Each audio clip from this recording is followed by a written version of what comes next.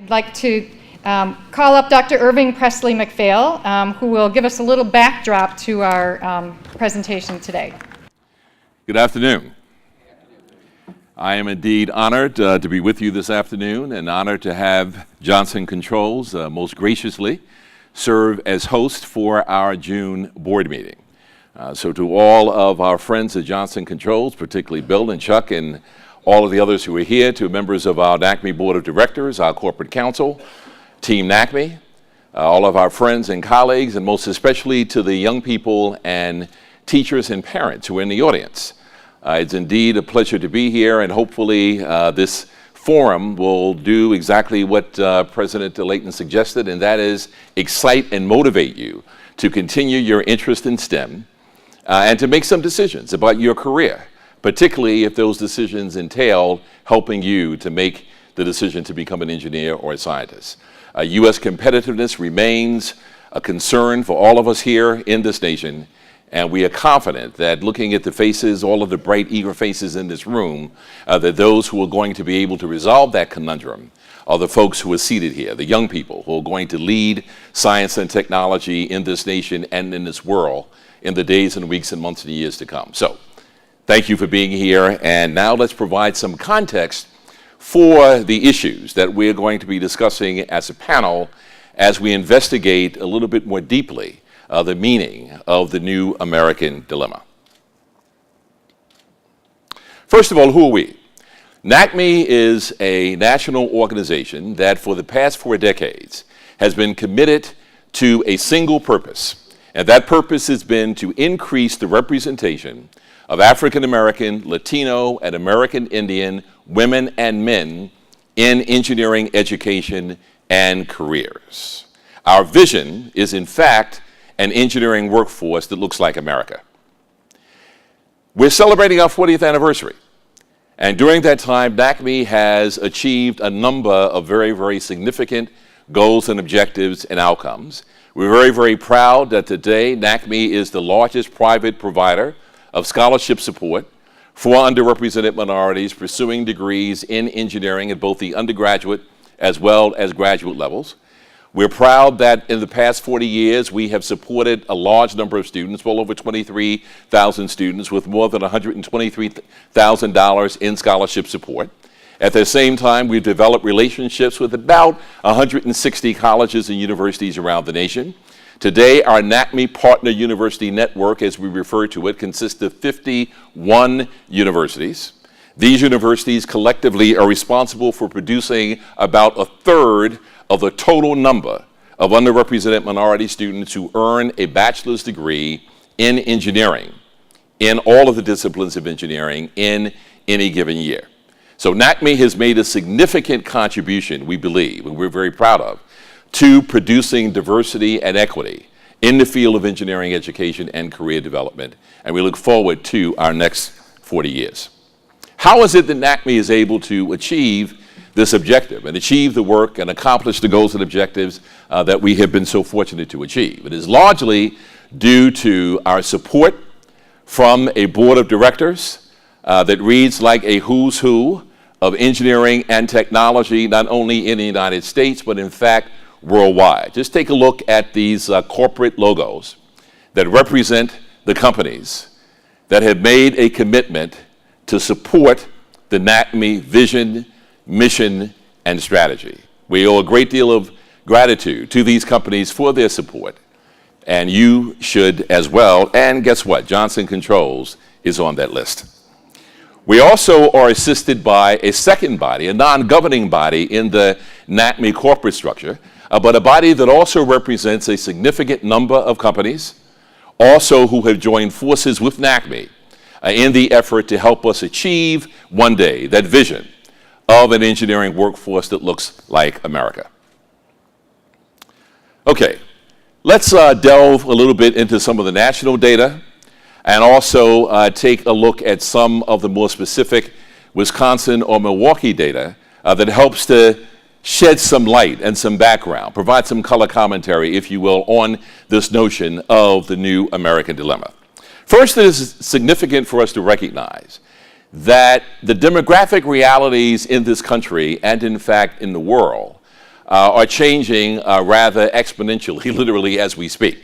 The reality is that by the year 2050, there will be no one race or ethnic category serving as a majority in this nation. Now think about that in terms of how far we yet need to come in order to provide any sense of parity or equivalence between the presence of various racial ethnic groups in the American demographic reality and their representation in the United States engineering workforce or STEM workforce more generally defined. There's a huge gap there that we need to resolve, that we need to close. And that's why all of the young people in this room today are so significant to any discussion of U.S. prosperity and U.S. competitiveness, because you're the folks that we're going to be looking to solve that gap and to close that gap.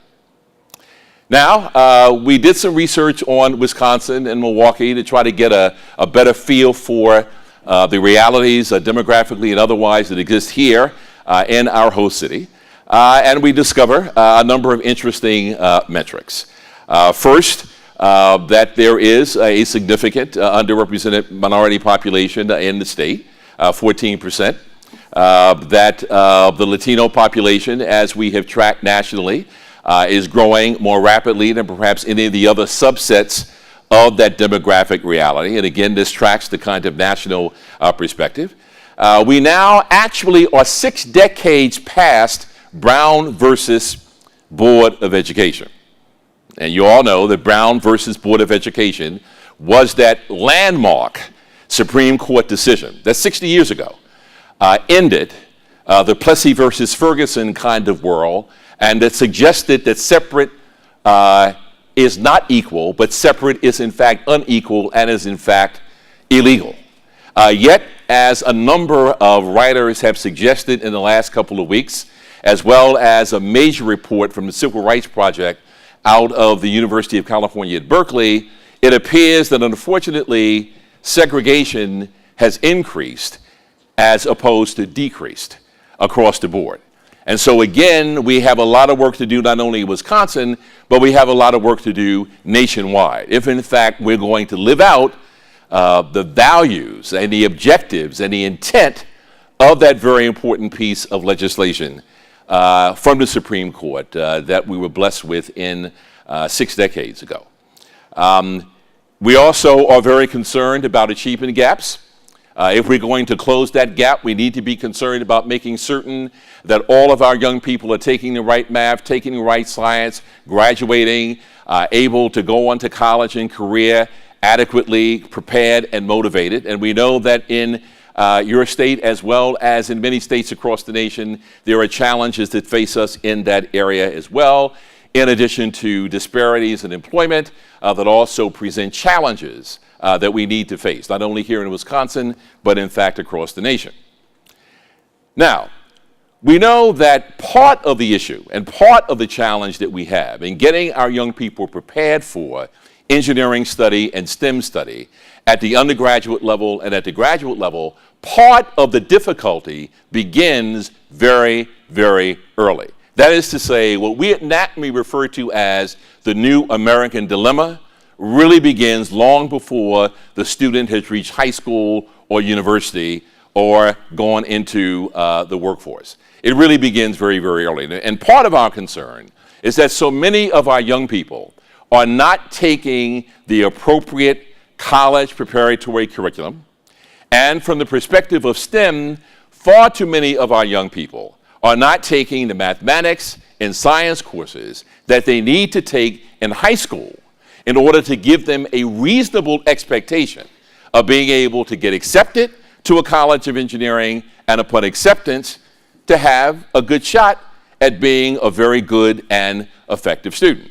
Now at NACME, we've been tracking for some time calculus, pre-calculus, and analysis courses, because the engineering deans who are part of our network of 51 universities continue to say to us, NACME, say to your students, say to your K-12 partners, that above all, make certain that students come to us with advanced mathematics already achieved And where possible, make certain that your students come to freshman year engineering already have been through calculus. I know a little bit about that. I took calculus freshman year in college, and I can still remember some of the pain, but also some of the enjoyment. But make sure that that course is taken and completed. And when we look at what is happening on, a kind of national perspective with just that one index, that one metric alone, if a picture is worth 1,000 words, this graph really tells a story that all of us in Milwaukee, all of us in Wisconsin, all of us across the nation really have got to be concerned about. We've got to get those numbers up. We've got to give our young people, all of our young people, exposure to the coursework that is going to enable them to be successful in STEM careers, particularly engineering. Now let's look at mean SAT scores, another metric that we track, and again, a similar kind of story.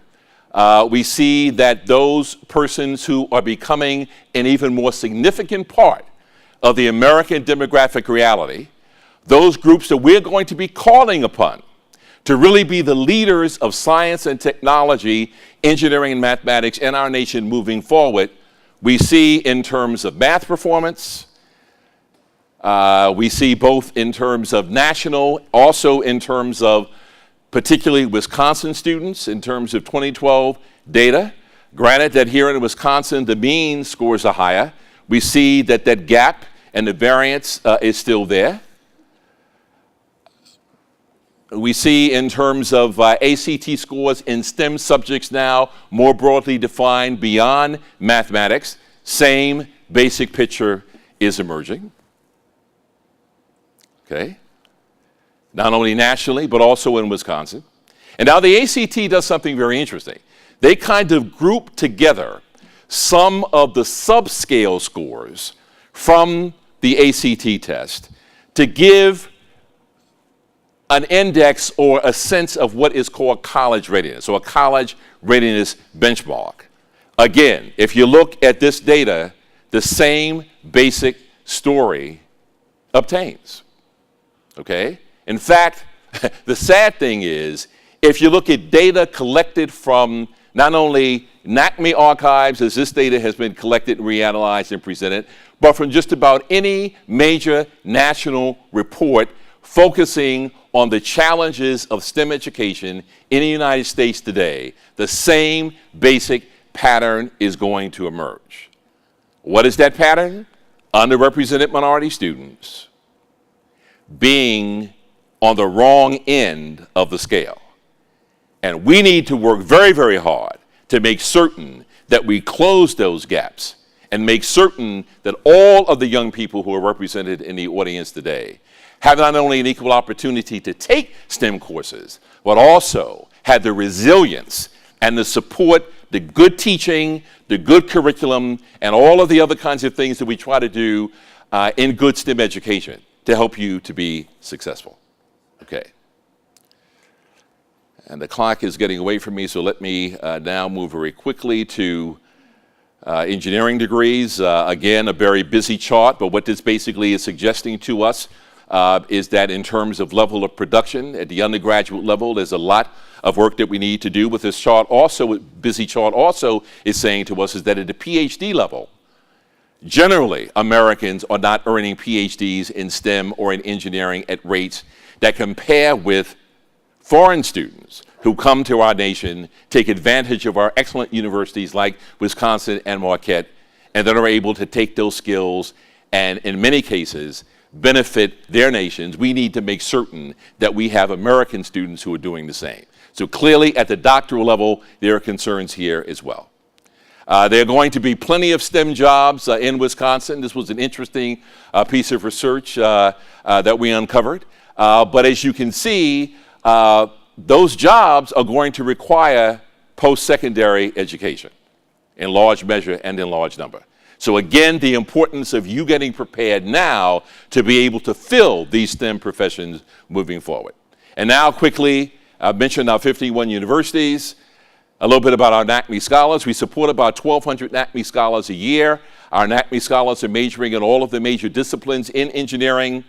We have a national footprint that includes not only our NACME scholarship program, but also our work with K-12 schools through our academies of engineering, our middle school engineering awareness efforts, and again, all supported by our board companies, our corporate counsel companies, lots of efforts to raise funds and the like. So I think I did it, and thank you. Thank you.